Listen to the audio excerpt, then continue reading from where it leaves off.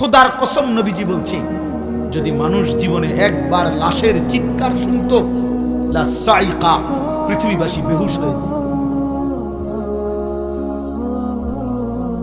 নবীজি বলছেন, যদি লাশের চিৎকার কোনো মানুষ শুনতো জীবনে, তো কোনো মানুষ আর লাশের দাফন করতো না। কেউ কোনোদিন লাশের খাটিয়া কান্দে নিত না, কোনোদিন আর কারো জানাজাই পড়তো না। যা, যদি চিৎকার মারে, যদি নাফরমানের চিৎকার মারে। নবীজি বলেছেন, আল্লাহ দয়া করে তোমাদের সামনে ওই আওয়াজ শুনতে দেয় না। এটা আল্লাহর ফয়সালা, আল্লাহর ফয়সালা।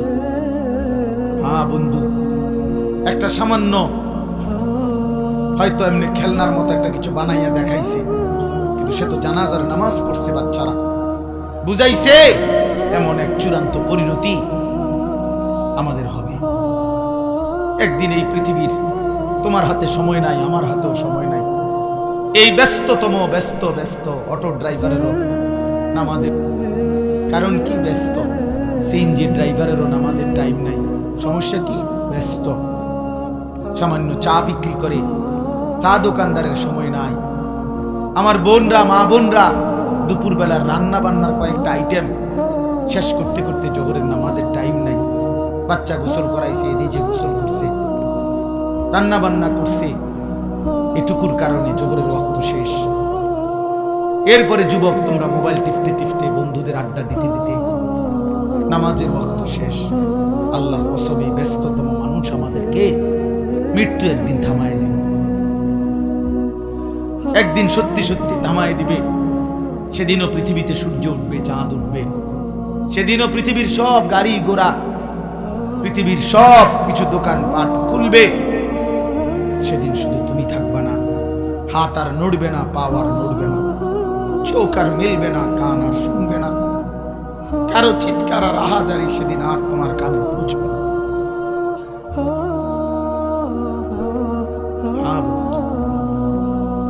তুমি যেদিন মরে যাবা সেদিনও পৃথিবীর ব্যস্ততা থাকবে, তুমি থাকবে, আমি থাকবো। পৃথিবী বড় স্বার্থপর। যেই পৃথিবী আমার দাদাকে থাকতে দেয় নাই, সে আমাকে থাকতে দিবে কেন?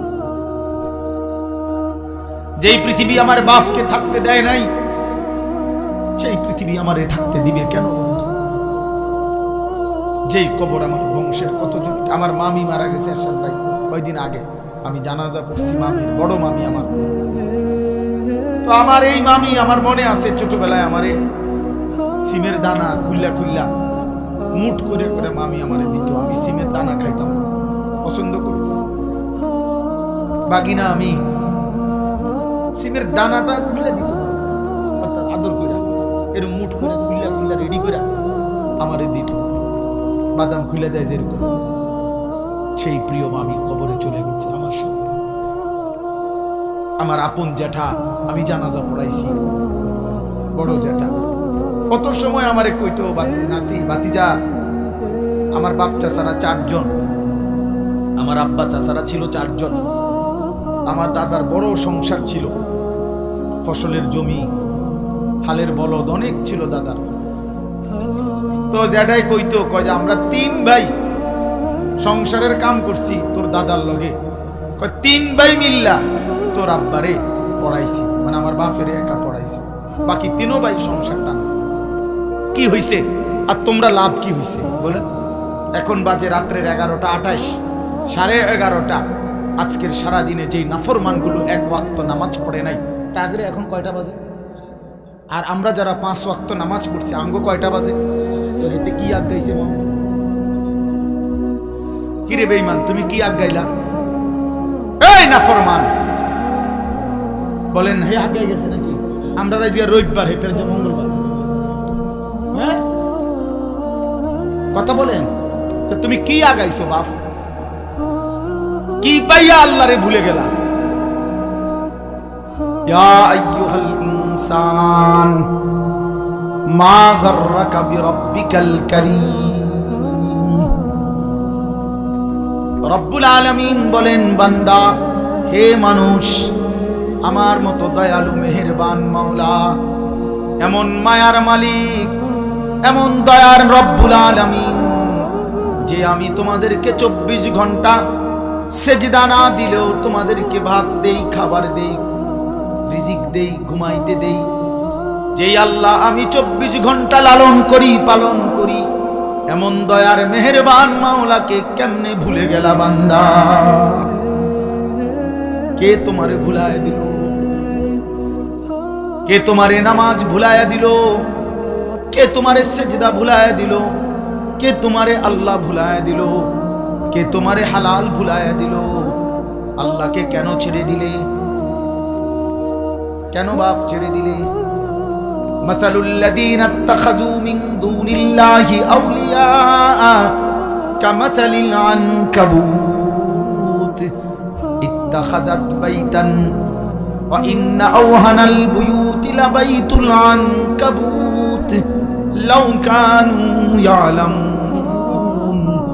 আল্লাহ বলে, বান্দা শুনো, তোমরা যারা আল্লাহকে বাদ দিয়ে অন্য কাউকে বন্ধু বানাইলা, তোমরা মাকড়সার মতো। যেই মাকড়সা বড় যত্ন করে একটা ঘর বানাইলো, অথচ তোমরা তো জানোই বান্দা, এই পৃথিবীর সবচেয়ে দুর্বল ঘর মাকড়সার ঘর, যেটা 6 মাসের বাচ্চাও যদি হাত নাড়ায় মাকড়সার ঘর ভেঙে চুরে যাবে। অতএব আমি আল্লাহকে বাদ দিয়ে যারে ধরলা, আমার 1 সেকেন্ডের ফয়সালা তোমার সেই পরম বন্ধুকে তছনছ করে দিবে। কেমনে চোরলা কারে, আমারে কেমনে ছাড়লা? এই জন্য আল্লাহ বলছে নাফরমান মাকড়সার মতো, যে একটা ঘর বানাইছে আল্লাহরে বাদ দিয়া, মাকড়সার ঘর। আর মাকড়সার ঘর পৃথিবীর সবচেয়ে দুর্বল ঘর। মাকড়সার ঘর চিনেন তো না? ওই যে ওয়ালে হয় যে মাকড়সা ঘর বানায়, এটা এমনি আমার মায়েরা, বোনেরা, ঘরের বিবিরা ওই ফুলের ঝাড়ু দিয়ে একটু নাড়া দিলেই মাকড়সার সাজানো ঘর তছনছ হয়ে যায়। আল্লাহ বলেন, আমারে বাদ দিয়া যারে ধরলাম, যার পিছনে ছুটলাম, সে তোমার মাকড়সার ঘরের মতো, যে 1 ফুৎকারে আমি ছাড়া কেউ নাই, আল্লাহ ছাড়া কেউ নাই, আল্লাহ ছাড়া কেউ নেই। এই পৃথিবীর আধুনিক প্রযুক্তি বাপ কারো কাছে, যারা স্কুল কলেজে পড়ো বন্ধু, তোমাদেরকে বলি ভাই, বুঝতে শিখো, এই পৃথিবীর কোন প্রযুক্তি মানুষের নিরাপত্তা দিতে পারে না। পৃথিবীর সর্বাধুনিক প্রযুক্তি, সর্বোচ্চ টেকনোলজি, পৃথিবীর হাই টেকনোলজি যাদের কাছে, সেই আমেরিকা, পৃথিবী আল্লাহ তাআলা পৃথিবীকে দেখাইছে যে আল্লাহর আযাব। ওই ক্যালিফোর্নিয়ার লস অ্যাঞ্জেলেসে যখন আগুন লাগছে, দাবানল ছুটছে, তো 10 দিন টানা 14,000 ফায়ার সার্ভিস কর্মী একসাথে পানি দিছে। লস অ্যাঞ্জেলেসের পাশেই সাগর, পারে না সাগরটা ঢাইলা দিছে, এই পরিমাণ পানি দিছে। কিন্তু আল্লাহ পাক যতক্ষণ পর্যন্ত আগুন না নিভাইছে, কোন বেঈমানের সারা ইউরোপের কোন প্রযুক্তি দিয়ে আগুন নিভাইতে পারে নাই। অতএব প্রযুক্তি ধোঁকা, আমেরিকা ধোঁকা, ইটালি ধোঁকা, ইউরোপ ধোঁকা। আল্লাহ সুখে রাখলে সুখে থাকা, আল্লাহ দুঃখে রাখলে দুঃখে থাকা। আল্লাহ যদি কাউকে নিরাপত্তা দেয় তাইলেই সুখে থাকে, আল্লাহ যদি নিরাপত্তা তুলে নেয় তাইলে আর সুখ মিলে না। কোরআন শরীফে আছে সূরা ইউনুসে, ওয়া ইননাম সাসকাল্লাহু বিদুররিন ফালা কাশিফা লাহু ইল্লা হু।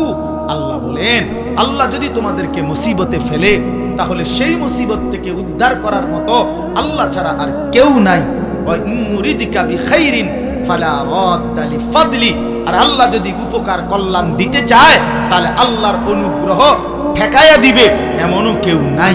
ইউসিবু বিহি মান ইয়াশাউ মিন ইবাদিহি।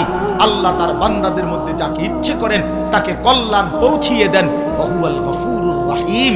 আল্লাহই ক্ষমাশীল, আল্লাহই দয়ালু। আল্লাহুম্মা লা মানিআ লিমা আ'তাইতা ওয়া লা মু'তিয়া লিমা মানা'তা ওয়া লা ইয়ানফা'ু যাল জাদ্দি মিনকাল জাদ। নবীজি 5 ওয়াক্ত নামাজের পরে, প্রত্যেক নামাজের পরে নবীজি এই দোয়াটা করতেন, আল্লাহ আপনি দিলে বাধা দিবে কে, আপনি না দিলে দিবে কে, আপনারে বাদ দিয়া কারো চেষ্টায় লাভ কি?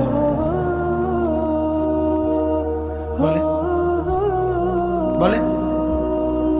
এই জন্য আমি অনুরোধ করছি, রাত গভীরে আমি লম্বা করতে চাই না, আমার ওই কথাটা আমি শেষ করতে পারি নাই। আল্লাহ নবী সাল্লাল্লাহু আলাইহি সাল্লামের নাতি হাসান, ওনাকে নবী সাল্লাল্লাহু আলাইহি সাল্লাম সংশোধন করে দিয়েছেন। নবী সাল্লাল্লাহু আলাইহি সাল্লামের একজন মুসলিম শরীফে